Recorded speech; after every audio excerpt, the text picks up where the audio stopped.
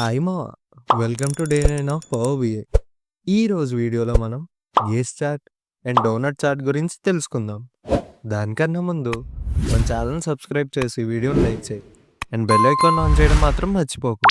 First మనం gauge chart గురించి తెలుసుకుందాం. Definition of gauge chart. A gauge chart shows progress towards a target or a goal. It works like a speedometer. It tells you how much is achieved and how far you are from the target. For example, sales achieved versus sales target, profit versus goal.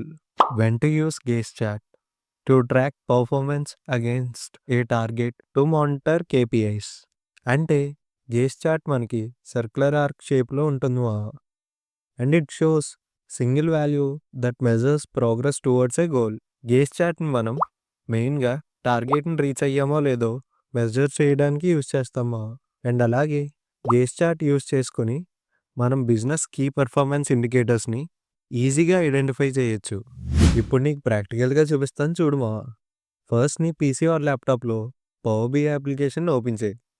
నేను previous వీడియోస్లో use చేసిన data సెట్ని ఇక్కడ కూడా use చేస్తున్నా. అదే sample store data. మనకి gas chart icon ఈ విధంగా ఉంటుంది మావా. దాని మీద క్లిక్ చేశాక మనకి క్యాన్వాస్లోకి చార్ట్ అన్నది యాడ్ అవుతుంది. ఫస్ట్ సపోజ్ నేను ప్రాఫిట్ అనేది టోటల్గా ఉందా లేదంటే టోటల్ కన్నా తక్కువ ఉందా అని క్యాలిక్యులేట్ చేద్దాం అనుకున్నా. అప్పుడు నేను వాల్యూ సెక్షన్లోకి ప్రాఫిట్ని యాడ్ చేస్తా. ఇప్పుడు నాకు ప్రాఫిట్ అనేది 0 to మ్యాక్సిమం ఎంత ఉందో చార్ట్లో డిస్ప్లే అవుతుంది మావా. సో మనం ఇక్కడ చూసినట్టయితే ప్రాఫిట్ అనేది మ్యాక్స్ వాల్యూ కన్నా తక్కువ ఉంది. సపోజ్ నేను 0 to మ్యాక్స్ ప్రాఫిట్ మధ్య మినిమం టార్గెట్ ప్రాఫిట్ని సెట్ చేద్దాం అనుకున్నా.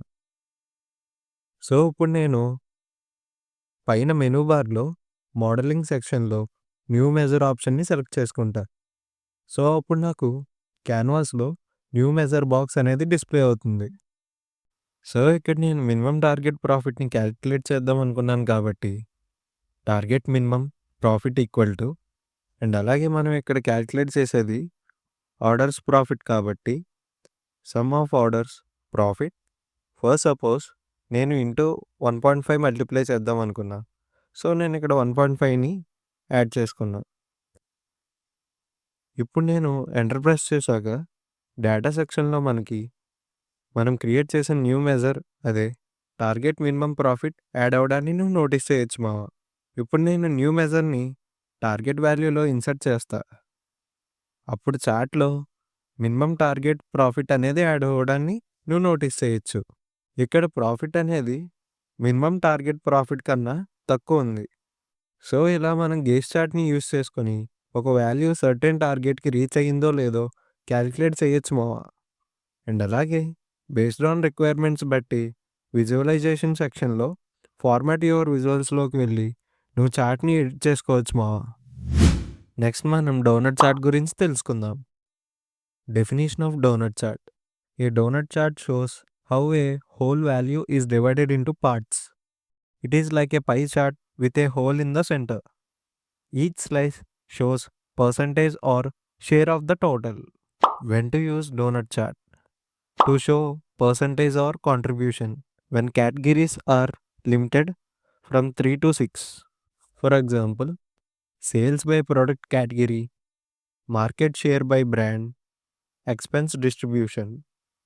అంటే డోనట్ చార్ట్ అనేది సిమిలర్ టు పై చార్ట్ లాగా ఉంటుంది మా. డోనట్ చార్ట్ని మనం పర్సంటేజ్ ఆర్ కాంట్రిబ్యూషన్ని రీప్రజెంట్ చేయడానికి మనం దీన్ని యూస్ చేస్తాం. అండ్ 3 to 6 కేటగిరీస్ని రీప్రజెంట్ చేయడానికి దీన్ని మనం యూజ్ చేస్తాం మావా. ఇప్పుడు నీకు ప్రాక్టికల్గా చూపిస్తాను చూడు. డోనట్ చార్ట్ ఐకాన్ నీకు ఈ విధంగా ఉంటుంది మావా. ఫస్ట్ సపోజ్ నేను రీజన్ వైజ్ ఎంత సేల్స్ అయ్యాయో తెలుసుకుందాం అనుకున్నా.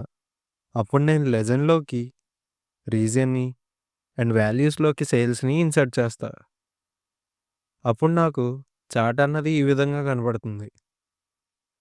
ఇక్కడ నాకు ఏ రీజియన్లో ఎన్ని సేల్స్ అయ్యాయో అండ్ ఎంత పర్సంటేజ్లో అయ్యాయో కూడా కనబడుతున్నాయి. సో ఇలా మనం డోనట్ చార్ట్ని యూస్ చేసుకొని పర్సెంటేజ్ అండ్ కాంట్రిబ్యూషన్‌ని రీప్రజెంట్ చేయొచ్చు మావా. అండ్ బేస్డ్ ఆన్ రిక్వైర్మెంట్స్ బట్టి దీన్ని నువ్వు ఫార్మాట్ విజువల్స్‌లో ఎడిట్ చేసుకోవచ్చు మావా. దట్స్ ఆల్ ఫర్ టుడే మావా. వచ్చే వీడియోలో నీకు కేపీఐ చార్ట్ గురించి ఎక్స్‌ప్లెయిన్ చేస్తా.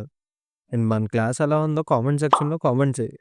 అండ్ కొత్తగా ఎవరైనా వస్తే ఛానల్ సబ్స్క్రైబ్ చేసుకోవడం మర్చిపోకండి మావా. సరే మరి. బాయ్.